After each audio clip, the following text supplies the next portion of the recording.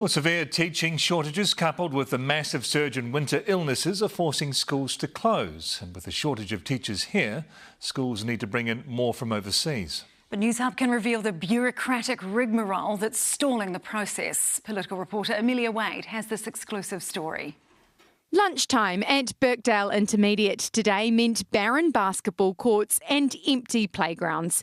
The school closed for 5 days because so many teachers are sick, and it's not the only one. Schools are finding it hard to stay open.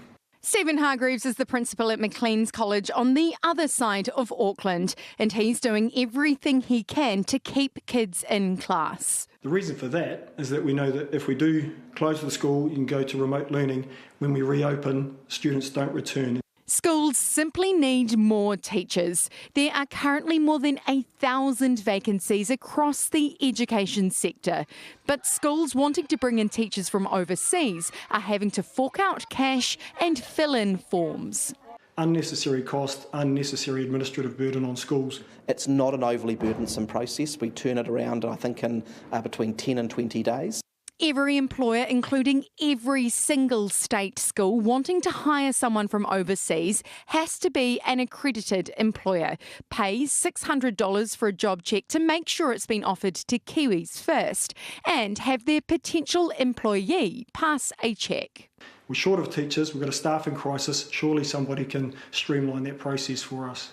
Schools have asked ministers if they can automatically become accredited employers because every public teacher has exactly the same collective contract. It is a complicated conversation to have, but I'm hoping that a complicated conversation turns into a simple solution.